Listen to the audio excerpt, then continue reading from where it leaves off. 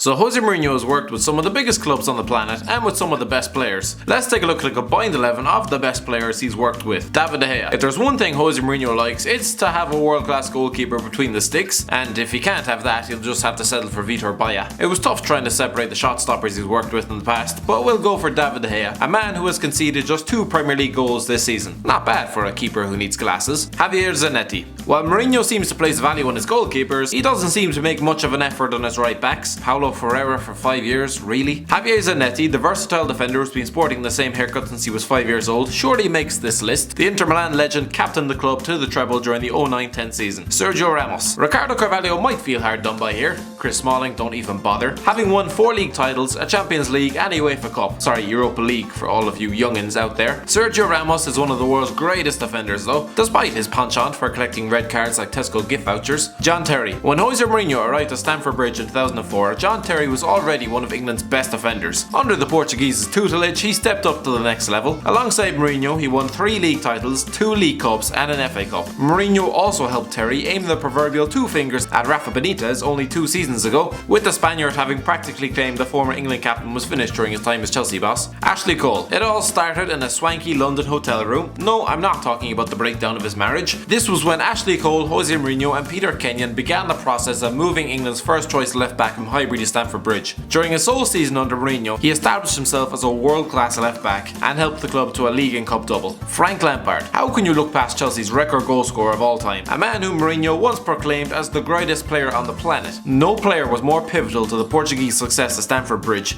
slamming home 60 goals in 3 seasons, including a title-winning double at the Reebok Stadium to seal their first league title in 50 years. No wonder Mourinho tried to drag him to the San Siro 2 years later. Xabi Alonso. Yeah, I can hear all of you screaming at your phones, tablets and computer monitors. The last one is for the OAPs in the room. Where on earth is Claude Makelele? Probably somewhere in South Wales tucking into his dinner, I'd imagine. What am I, his mother? He doesn't make my list anyway, trumped by Xabi Alonso, and I dare anybody to tell me why I'm wrong. Under Mourinho, he was a virtual ever-present Real Madrid and helped the club to a Copa del Rey and a La Liga title. Let's not forget he was also winning World Cups and European Championships on the international front. All the while, Gareth Barry was sorting out a move to Everton.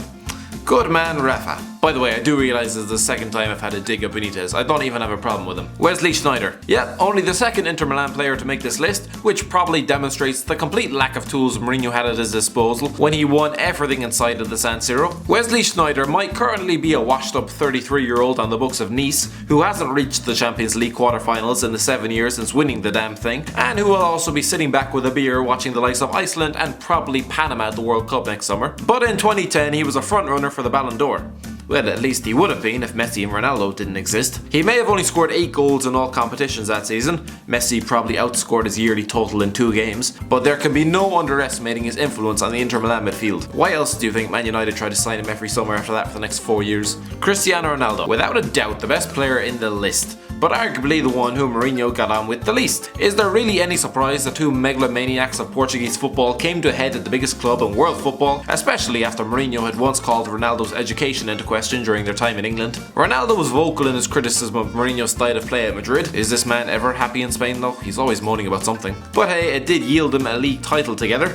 Incredibly, it was the first the club had won in 5 years, and they would also have to wait another 5 years for the next. Zlatan Ibrahimovic. Alright Drogba fans, let me hear it. If there's one thing we know about Mourinho, it's that he loves a big busting centre forward who knows where the back of the net is. We'll go for Zlatan. While he probably wouldn't bat an eyelid if he never spoke to Ronaldo again, Ibrahimovic by contrast seems like his Bebo other half, and the Swede has delivered with 29 goals in 47 games for Inter Milan, helping them both to the Serie A title, but then leaving before things got really good, and netting 28 in 46 games for Man United last season, an even better record despite being 8 years older. Eden Hazard. Like Ronaldo, Eden Hazard would probably not be getting an invite to Mourinho's dinner party after his disappearing act 2 seasons ago, which pretty much cost the Portuguese his job at Stamford Bridge. The Belgian performed a perfect imitation of a lifeless paper bag for 6 months, and based on that, he's probably the worst winger Mourinho has ever coached, and he's worked with Sean Wright-Phillips. But no, during Mourinho's first 2 seasons upon his return to Stamford Bridge, Hazard was exceptional, netting 36 goals from the left wing position and helping the club to a league and cup double. And then of course, it all went wrong.